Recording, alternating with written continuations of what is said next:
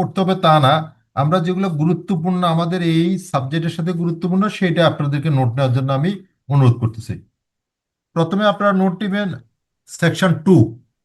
Section 2-তে আমরা বীমার সম্পর্কিত বিভিন্ন সংজ্ঞা নিয়ে আমরা আলোচনা করা হয়নি খুব একটা, তবে একটু হালকা করে ধারণা দেওয়া হয়েছে।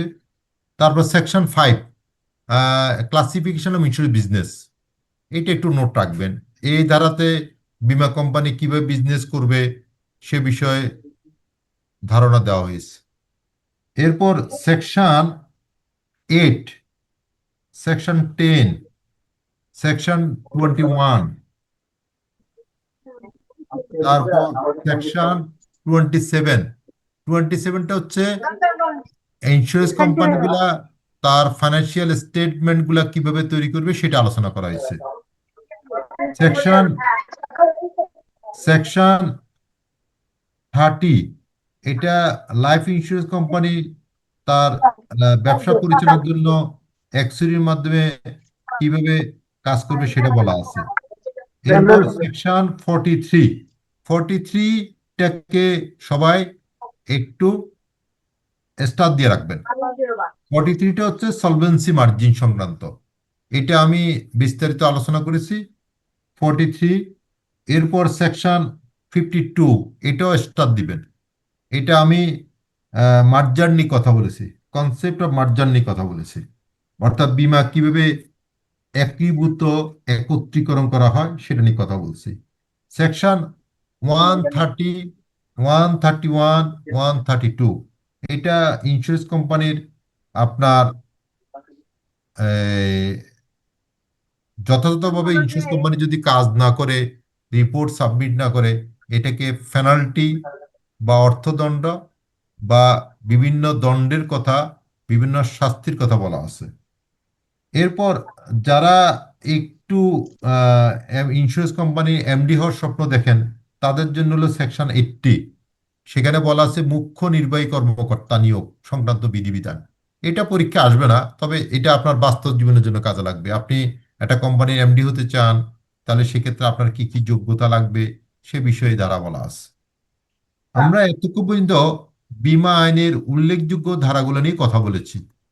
আমরা ইন্স্যুরেন্স অ্যাক্টের প্রয়োজনীয় গুরুত্বপূর্ণ ধারাগুলো নিয়ে কথা বলছি।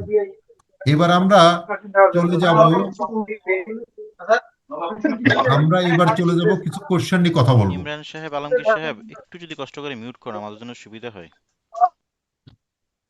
আমরা এতক্ষণ পর্যন্ত যে কথাগুলো আলোচনা করেছি, আমরা সে রিলেটেড কোশ্চেন নিয়ে আলোচনা করব। বিশেষ করে BI2 এর কোশ্চেনগুলো নিয়ে আমরা আলোচনা করব। আমি শুরুতে বলেছি আপনাদেরকে কিছু নমুনা কোশ্চেন দিব, আমি যা আলোচনা করব সেটাই পরীক্ষা আসবে এটা নয়, বরঞ্চ একটু ধারণা দেওয়া আমাদের কোশ্চেনগুলা কি হতে পারে, কি ধরনের হয় সেটা ধারণা, এবং আপনারা কিভাবে লিখবেন সেটা নিয়ে আমি ধারণা দিব। আমাকে কি শোনা যাচ্ছে? শুনতে পাচ্ছি স্যার। আমার কোশ্চেন না বুঝলে আপনারা অবশ্যই এই কোশ্চেনের এক্সপ্লেনেশনটা জানেন। যদি কোনো আমি বলার পর যদি আপনারা কোনো কোশ্চেন না করেন ফার্দার, তাহলে বুঝে নিবেন এখানে যারা আছেন সবাই বুঝছে। প্রথম কোশ্চেনটা হতে পারে এরকম, এই সাবজেক্টে what do you mean by contract, অর্থাৎ চুক্তি বলতে কি বোঝায়? এটা 1872 সালে চুক্তি আইন অনুযায়ী চুক্তির সংজ্ঞাটা দিবেন। চুক্তি করতে হলে কমপক্ষে 2 বা ততোধিক পক্ষ লাগবে, এটা আমাদের বিভিন্ন রিসোর্স পার্সন বিভিন্ন প্যানেলে কথাটা বলবে। আর অল এগ্রিমেন্টস কন্ট্রাক্ট, সকল চুক্তি, সকল সম্মতি কি চুক্তি? আর কত সালের সংখ্যাটা দিব ডেফিনেশনটা? আমরা শুরুতে বলেছি আমরা বীমা আইনে 3টা আইন কমপক্ষে এখানে পড়তে হবে, 3টা আইনের সমন্বয়ে এই সাবজেক্টটা। একটা হলো কন্ট্রাক্ট ল 1872, অর্থাৎ 1872 সালে চুক্তি আইন অনুযায়ী আমরা এখনো চুক্তি করি। দেখবেন ব্যাংক বিভিন্ন চুক্তি করে, আমরা ব্যক্তিগত অনেক চুক্তি করি। এটা মূল প্রতিপাদ্য হচ্ছে কন্ট্রাক্ট ল। এই কন্ট্রাক্ট লটা ব্রিটিশরা করছে 1872 সাল। এই 1872 সালে চুক্তি আইনে যা বলা আছে সে অনুযায়ী আমরা এখনো কন্ট্রাক্ট করতেছি, সেটাকে হলো আমাদের কন্ট্রাক্টের মূল উপযোগ্য বিষয়। তাহলে আমরা কন্ট্রাক্ট লটা জানবো। আমরা কোম্পানি আইনটা জানবো, আমরা বীমা আইনটা জানবো। এই তিনটা আইনের সমন্বয় হচ্ছে company and contract law subject. এটার জন্য আপনাদেরকে যেটা করতে হবে, কি কি বই পড়বেন সেটা একটু বলে দিই ফাঁকে। প্রথমে আপনাদেরকে কোম্পানি অ্যান্ড রিলেটেড বই পড়বেন, আমি গত ক্লাসেও বলছি। ব্যবসায়ন খালিকুজ্জামানের বইটা দেখবেন। আমাদের একাডেমিতে লাইব্রেরিতে কন্ট্রাক্ট লর উপরে একটা বই আছে, একমাত্র এই বইটা আমাদের সিলেবাস অনুযায়ী প্রণয়ন করা আছে, এ আর ভূঁইয়া, কোম্পানি অ্যান্ড কন্ট্রাক্ট আর ল। এই বইটা তো ইংলিশে লেখা, রাইট, এ আর ইংলিশে ভুইয়া লেখা, রাইট। স্যারের। হ্যাঁ, হুম। এটা ইরশাদের কাছে ইংলিশে লেখা। কিন্তু বাণিজ্যিক ও শিল্পায়ন যেটা আছে খালিকুজ্জামান জাতীয় বিশ্ববিদ্যালয়ের জন্য উপযুক্ত, এই বইটা নীলক্ষেতে পাওয়া যায়, এটা বাংলা লেখা আছে, বাংলা আছে, ইংরেজিও আছে। এরপর কোম্পানি আইনে, বাণিজ্য এরপরে চলে যান বাণিজ্যিক ও শিল্প, আইন। স্যার খালিকুজ্জামান স্যারের কি বই, বাণিজ্যিক ও শিল্প আইন? হ্যাঁ, আমি আবার বলি, আপনি যেহেতু বলতেছেন, খালিকুজ্জামানের বইটা হচ্ছে, এটা দুই ধরনের বই, ওনার টাইটেল আছে। আপনারা যেটা সংগ্রহ করবেন সেটা হলো ব্যবসা আইন, বিজনেস ল, বিজনেস ল, আচ্ছা। ব্যবসা আইন। আর হুম। আমাদের ইব্রাহিম স্যারের একটা বই আছে, সাবেক পরিচালক, ফ্যাকাল্টি মেম্বার, ওনার এই বইটা আছে। হ্যাঁ, এই বইটা সংগ্রহ করবেন। এই বইটা পড়লে চটি বই বলি আমি, এটাকে গাইড বই বলি। এই বইটা, এই বইটা, ঠিক আছে। এইটাতে কোম্পানি প্রশ্ন আইন। এবং, হ্যাঁ, এইটাতে প্রশ্ন এবং ইয়ে দেওয়া আছে, ঠিক আছে। তারপরে এটা হলো ইব্রাহিম স্যারের বই, এস এম ইব্রাহিম স্যার। এরপরে চুক্তি আইন, এ বি এম সিদ্দিক। বিমা আইন 2010, এটা ইডার ওয়েবসাইট আছে বাংলা এবং ইংরেজিতে। শুধু সিলেবাসের সাথে যেটা যেটা সম্পর্ক সেই অনুযায়ী প্রিপারেশন নেবেন। তাহলে আমরা বইগুলো আলোচনা করে ফেলছি এই ফাঁকে। এবার চলে যাই আমরা কোশ্চেন নিয়ে। আর অল এগ্রিমেন্টস কন্ট্রাক্ট, সকল সম্মতি কি চুক্তি? জুবাই সাহেব, ট্রু না ফলস? স্যার এটা ফলস হবে। ও, আচ্ছা, সকল সম্মতি চুক্তিরা যতক্ষণ পর্যন্ত এগ্রিমেন্ট হবে, এগ্রিমেন্ট না হবে ততক্ষণ পর্যন্ত এটা চুক্তিতে রূপান্তর হবে না। আমি বললাম, হ্যাঁ, আপনাদেরকে আমি এই কোশ্চেনটা বলবো, এটা বলবো, এটা বলবো, এটা, কিন্তু আপনারা আমার সাথে কোনো এগ্রিমেন্ট করেননি, চুক্তি করেননি। যতক্ষণ পর্যন্ত চুক্তি না করবেন তখন আমার মধ্যে, আপনাদের মধ্যে, আপনাদের আর আমার মধ্যে কোনো দায় সৃষ্টি হবে না, রেসপন্সিবিলিটি তৈরি হবে না। লিখিত থাকতে হবে স্যার। হ্যাঁ, what does mean insurance contract? What does mean insurance contract বলতে, বীমা চুক্তি বলতে কি বোঝায়? ওকে, আমি একটা স্লাইডে বীমা চুক্তির জন্য উপযুক্ত উপাদানগুলো আমি দেখানোর চেষ্টা করেছিলাম, কত আপনারা খেয়াল করেননি। এরপর আমাদের আর all agreement contract, insurance contract, void contract, voidable contract, simple contract, special contract, contracts of record. Contracts of record বলতে চুক্তিতে উল্লেখ নাই, কিন্তু বীমা কোম্পানির অনেক ক্লেম, অনেক ইস্যু, অনেক ইস্যু আপনার আদালতের, আদালতের রেফারেন্স হিসেবে কাজ করে।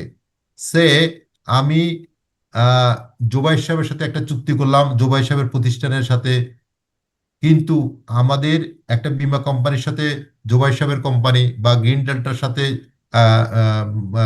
একাডেমির একটা চুক্তি হলো, যে চুক্তিতে এই ক্ষতির বিষয় সংক্রান্ত বিষয়ে ডিটেলস লেখা নাই, কি বা সেখানে চুক্তিতে উল্লেখ নাই।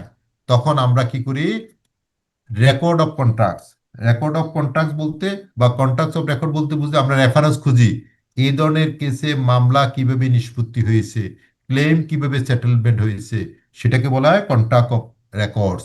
সে অনুযায়ী ক্লেম সেটেলমেন্ট করা হয়।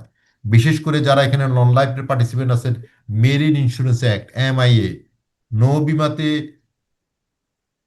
প্রায় 2000 মামলা রেকর্ড করা হয়েছে মেরিন ইন্স্যুরেন্সের ক্ষেত্রে। এই 2000 আইনে যখন কোনো কিছু না থাকে, তখন মেরিন ইন্স্যুরেন্সের MIA-তে যে মামলাগুলো আছে সেই রেকর্ডের ভিত্তিতে, সেই কেসের ভিত্তিতে ক্লেম সেটেলমেন্ট করা হয়। বীমার ক্ষেত্রে কন্ট্রাক্টস অফ রেকর্ড খুবই গুরুত্বপূর্ণ। তাহলে আমরা দেখলাম কন্ট্রাক্টস 3 প্রকার, চুক্তি 3 প্রকার। How many contract in insurance industry? একটা হলো সিম্পল কন্ট্রাক্ট, একটা হলো স্পেশাল কন্ট্রাক্ট, একটা হলো কন্ট্রাক্টস অফ রেকর্ড। সিম্পল বলতে মৌখিক, আর স্পেশাল কন্ট্রাক্টর একটু আলোচনা করেন। আর সিম্পল কন্ট্রাক্ট হলো মৌখিকভাবে যেটা হয় সেটা, সাধারণত সেটা সিম্পল।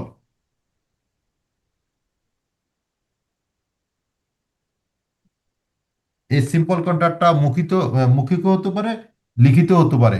এটা অন্য কোনো ভাবে হতে পারে। এটা লিখিত হতে পারে, মৌখিক হতে পারে। আপনাদের সাথে আমি এখন মুখে মুখে করছি, এটা একটা কন্ট্রাক্ট, এটাকে সিম্পল কন্ট্রাক্ট। আপনারা যদি মনে করেন যে স্যারকে আমরা বিশ্বাস করি না, তাহলে এটা লিখিত নিতে পারেন।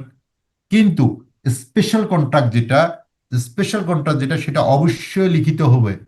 যেমন আপনি একটা সম্পদ ক্রয় করবেন, একটা ফ্ল্যাট কিনবেন, একটা বাড়ি বিক্রি করবেন, তাহলে যিনি কিনবে, ক্রেতা এবং বিক্রেতা উভয়ের মধ্যে চুক্তি করা ম্যান্ডেটরি। তাহলে সিম্পল কন্ট্রাক্ট আর স্পেশাল কন্ট্রাক্টের পার্থক্য হচ্ছে, কন্ট্রাক্টটা হচ্ছে লিখিত। জাগা জমি বেচা বিক্রি, সেটার জন্য স্পেশাল কন্ট্রাক্ট। মাই কোশ্চান, পরীক্ষা যদি সৃজনশীল কোশ্চেন আসে, বীমা চুক্তি লিখিত না অলিখিত হবে, মৌখিক হবে না লিখিত হবে? লিখিত। লিখিত। রাইট। লিখিত sir. Insurance contract special contract, because ইন্স্যুরেন্সের কন্ট্রাক্টের ভিত্তিতে ক্লেম সেটেলমেন্ট করা হয়। সো ইন্স্যুরেন্স কন্ট্রাক্ট লিখিত হওয়া বাঞ্ছনীয়। ঠিক আছে? কার সাথে লিখিত হবে? ইনস্যুরড, বীমা গ্রহীতা, ইন্স্যুরার, বীমা কোম্পানি, বীমা গ্রাহক এবং বিক্রেতার মধ্যে ইন্স্যুরেন্স কন্ট্রাক্টটা হতে হবে। ওকে? ইন্স্যুরেন্স কন্ট্রাক্টটাকে বলা হয় কমার্শিয়াল কন্ট্রাক্ট। তাহলে আমরা ক্লাসিফিকেশন অফ কন্ট্রাক্ট, এই কন্ট্রাক্টের শ্রেণীবিন্যাস নিয়ে কোশ্চেন আসতে পারে। সেখানে আসতে পারে বিভিন্ন লেখক, বিভিন্ন রাইটার, বিভিন্ন ইন্স্যুরেন্সের বিভাবিদগণ বিভিন্ন দৃষ্টিকোণ থেকে এটা ভাগ করে। আপনারা কি আমার শুনতেছেন কথা? হ্যাঁ। তাহলে সেই অনুযায়ী আমরা প্রকারভেদগুলো লিখবো। সেখানে ভ্যালিড কন্ট্রাক্ট আছে, সেখানে ইনভ্যালিড কন্ট্রাক্ট আছে, হ্যাঁ, তারপরে ভয়েডেবল কন্ট্রাক্ট আছে, আনএনফোর্সেবল কন্ট্রাক্ট আছে। এগুলো আমাদের কন্ট্রাক্টে যিনি পড়াবে উনি ডিটেইলস আলোচনা করবে। এক্সপ্রেস কন্ট্রাক্ট আছে, ইমপ্ল্যান্ট কন্ট্রাক্ট আছে। ঠিক আছে? এরপরে গত বিএ ওয়ানও আপনারা এই ক্লাসগুলো এনজয় করছেন, সেখানে রিলেটেড কোশ্চেন বলি, বিএ ওয়ানও আসতে পারে, টুতে আসাটা খুব বেশি বেশি সম্ভাবনা। Essential elements of insurance contract, essential elements of void contract বা লিগেল কন্ট্রাক্ট। যখন ভয়েড শব্দটা আসে তখন আর পারে না, তখন আমাদের পার্টিসিপেন্টরা কনফিউজড হয়ে যায়।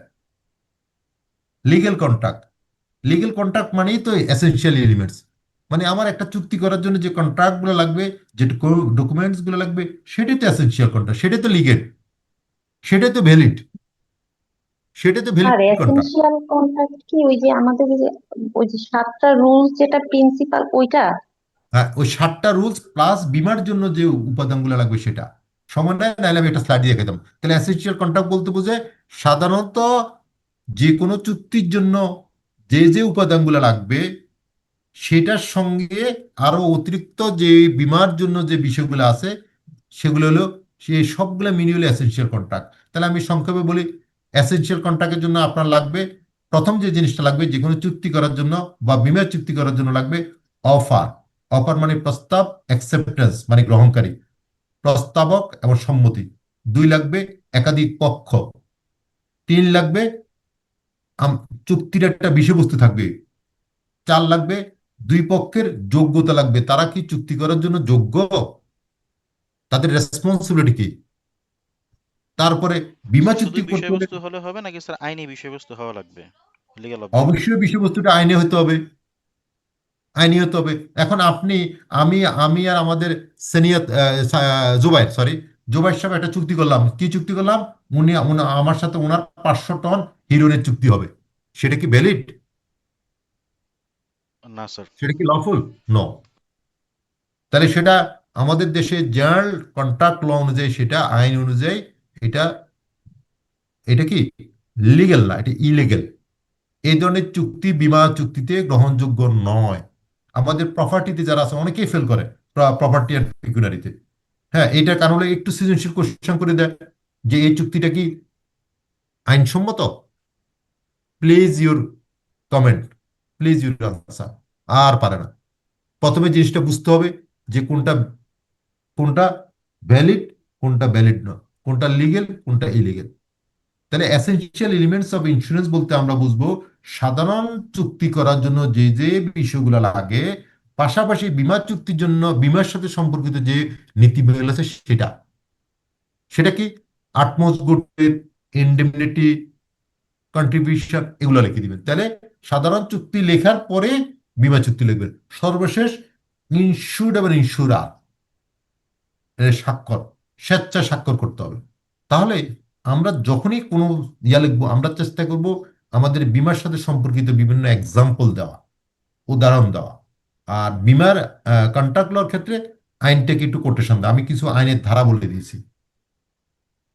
তারপর এবং বীমা চুক্তির জন্য আইনগত ভিত্তি, আইনগত আনুষ্ঠানিকতা খুবই গুরুত্বপূর্ণ।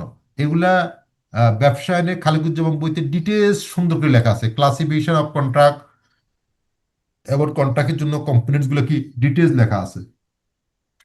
তাহলে আমরা এত পর্যায়ে essential elements of insurance contract নিয়ে কথা বলেছি।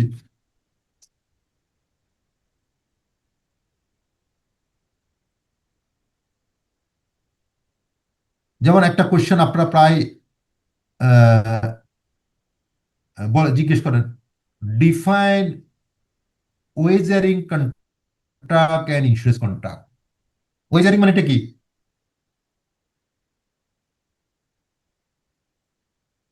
শব্দটা বুঝি নাই স্যার।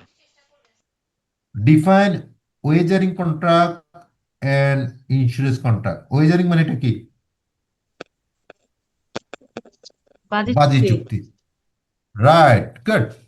হ্যাঁ, এটা পার্থক্যটা কি? তাহলে এটা আমরা ছকাকারও দিতে পারি। ডিফারেন্স বিটুইন ওয়েজারিং কন্ট্রাক্ট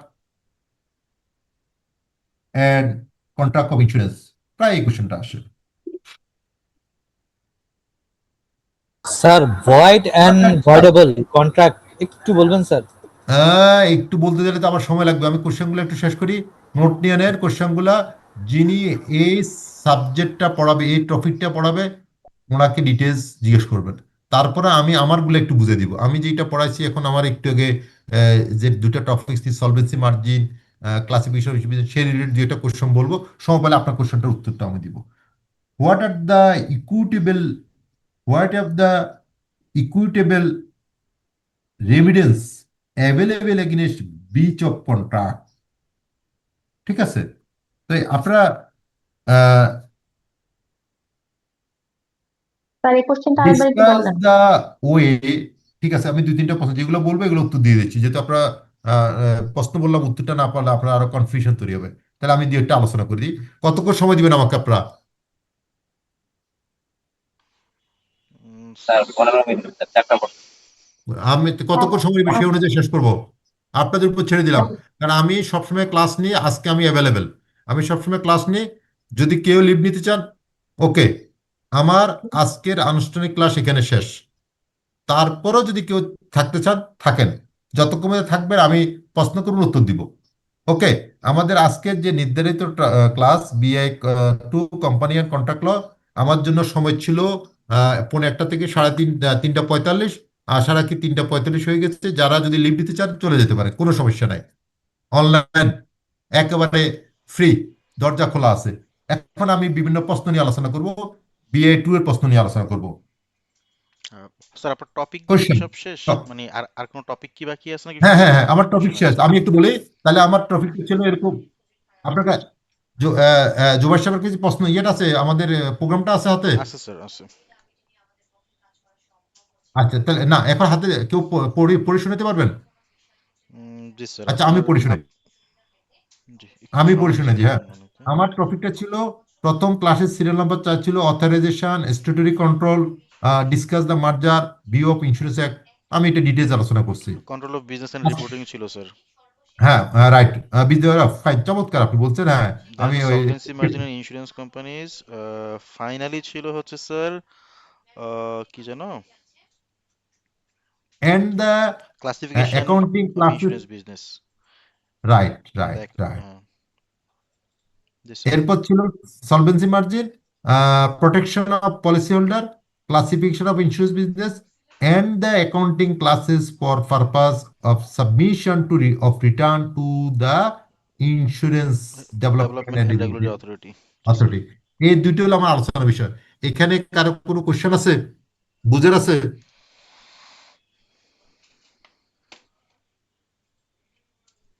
যদি কারো কোনো কোশ্চেন না থাকে, এখানে বুঝার না থাকে, না স্যার, আমার এখানে ক্লাস আমার এখানে যেটা মনে শেষ। হয় স্যার, রিপোর্ট, সরি, কি ছিল এটা, লাস্ট টপিকটা ছিল স্যার আপনার হচ্ছে ক্লাসিফিকেশন অফ ইন্স্যুরেন্স। আচ্ছা, এটা এটা বুঝলাম আমরা। দেন হচ্ছে রিপোর্টিং টু ইয়ে ছিল না স্যার, আমি ঠিক পুরোটা মিলাতে পারতেছি না হ্যাঁ, আর কি। And the accounting classes, account, আমি বলি, আপনি এখন বলবেন আপনি যেটা বলছেন।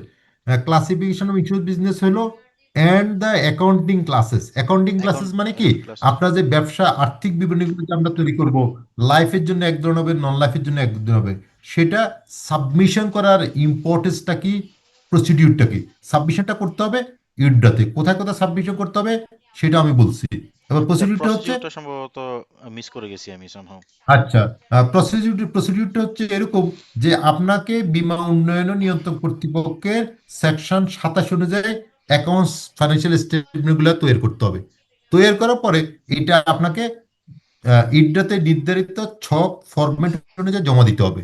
যদি জমা না দেন, ধারা 131, 132, 133 অনুযায়ী বীমা ইডরা ইন্স্যুরেন্স কোম্পানিকে জরিমানা করবে। জরিমানাটা কিভাবে হবে?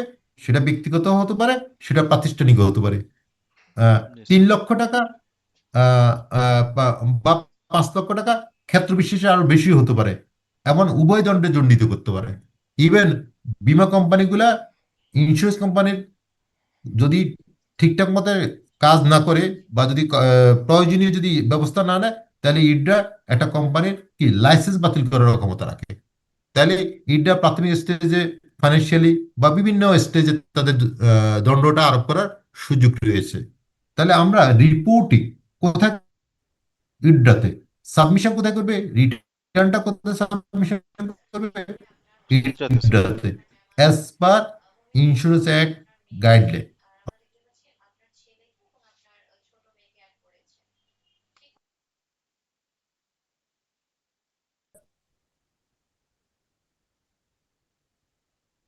যোগেশ্বর, ক্লিয়ার? জি স্যার, ক্লিয়ার স্যার। ওকে, আচ্ছা, তাহলে আমার নির্ধারিত ক্লাস শেষ। এখন আপনারা চাইলে লিভ নিতে পারেন। এবার আমি তারপরও যতক্ষণ আমি 2-একটা কোশ্চেন নিয়ে আলোচনা করব। প্রথমে আচ্ছা যারা তাহলে স্যার আমি আগ্রহী লিভ তারা নিচ্ছি স্যার।